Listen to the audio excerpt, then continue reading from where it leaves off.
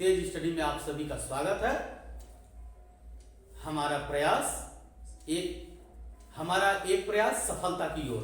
आप हमें YouTube channel तेज study या फेसबुक या टेलीग्राम आप सभी पर ज्वाइन कर सकते हैं।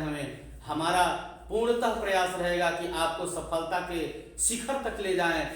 हिंदी के लिए रामबाण, आप सभी जानते हैं हमारा मोटो है हिंदी के लिए रामबाण। इसका मतलब यह है कि जितनी भी परीक्षाएं होती हैं उनमें हिंदी के प्रश्न अगर पूछे जाते हैं तो हमारा चैनल उन सभी को फोकस करता है और आपको पूरी की पूरी गारंटी देता है। तो आइए आज अपने पहले क्लास की शुरुआत हम हिंदी के व्यंजनों से करते हैं।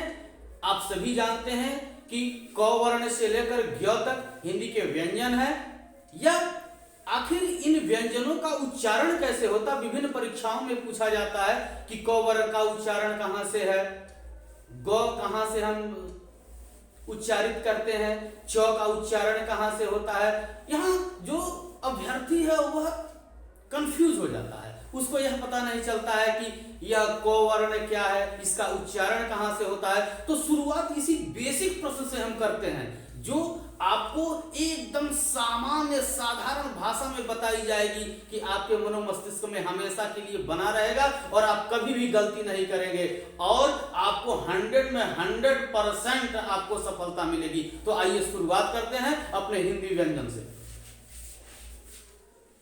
व्यंजनों का वर्गीकरण आप यहां देख रहे हैं। व्यंजनों का वर्गीकरण दो आधार पर किया जाता है, उच्चारण स्थान के आधार पर और प्रयत्न के आधार पर। उच्चारण स्थान यानी हमारा जो मुख विवर है, हमारी जो सांसें हैं वह आती हैं जाती हैं, कहीं से टकराती हैं और कहीं छोड़ती हैं। इसी आधार पर हमारे वैज्ञानिकों ने, हिंदी के वैज्ञानिकों ने, भाषा के वैज्ञानिकों ने यह बताया कि हमारा जो क से ज्ञ तक का वर्ण है वह विभिन्न स्थानों से उच्चारित होता है। तो उन्होंने उच्चारण स्थान को 8 आधार पर विभाजित किया और कहा कि 8 आधार पर ही व्यंजनों का वर्गीकरण किया जा सकता है। तो सबसे पहले कंठ, जो कंठ से उच्चारित होता है। तो हम यहाँ देखते हैं कि जो क वर्ग है तो क वर्ग में क, ख, ग, घ, ङ ये कंठ से उच्चारित होते हैं। हमारी जो श्वास है वह कंठ से बाहर निकलती है और सीधे आती है। दूसरा है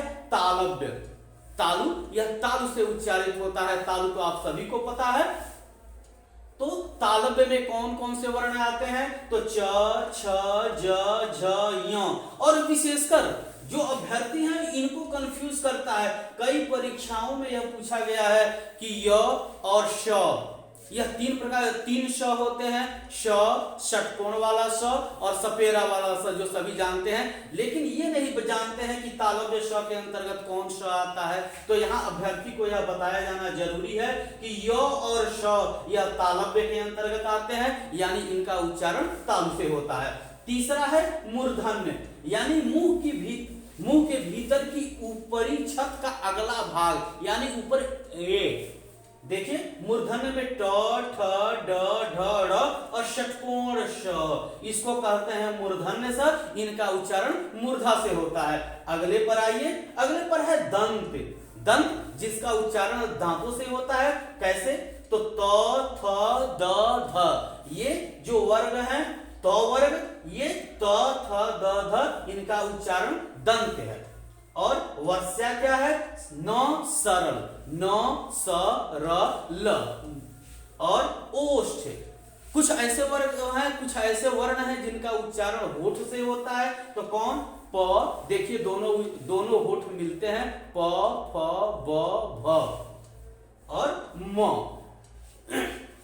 उसके बाद से आइए हम देखते हैं स्वर यंत्री या काकल्य, यानी क जो है यह स्वर यंत्री भी है और इसका उच्चारण कंठ से भी होता है। अक्सर कंफ्यूज्ड हो जाते हैं हम, लेकिन आपको यहाँ दिग्भ्रमित होने की जरूरत नहीं है। आप जानिए क कंठ भी है और क स्वर यंत्री या काकल्य है, इसको हम क कहते हैं। और सबसे अंत में है दंत्योष्ठ।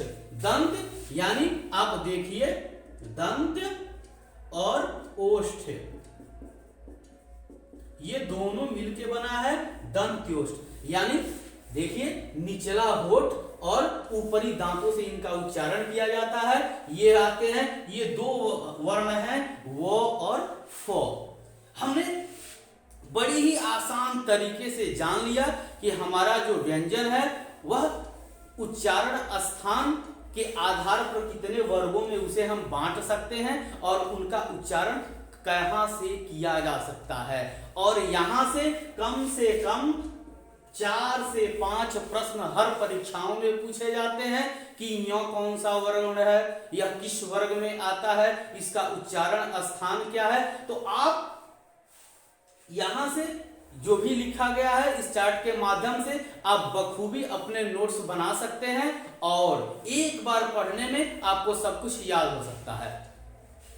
मित्रों, यह जो चैनल है यह आपके लिए ही समर्पित किया गया है, आपको ही समर्पित है। चाहे वह उत्तर प्रदेश की कोई भी परीक्षा हो, यूपीपी हो, यूपी लेखपाल हो, समीक्षा अधिकारी हो, यूपीपीसीएस की और भी अन्य परीक्षाएं हैं जिनमें 5 से 7 प्रश्न हिंदी व्यंजन से ही पूछे जाते हैं, हिंदी व्याकरण से ही पूछे जाते हैं और इन सभी के लिए रामबाण है। इसी के लिए हमारा जो चैनल है यह लिखता है हिंदी के लिए रामबाण। हिंदी के आधार पर चाहे वह व्याकरण हो, चाहे वह साहित्य हो, सभी को केंद्र में रखकर हमारा चैनल आपको जो भी मटेरियल है वह अवेलेबल कराएगा और आपको सफलता की भरपूर गारंटी दिलवाएगा।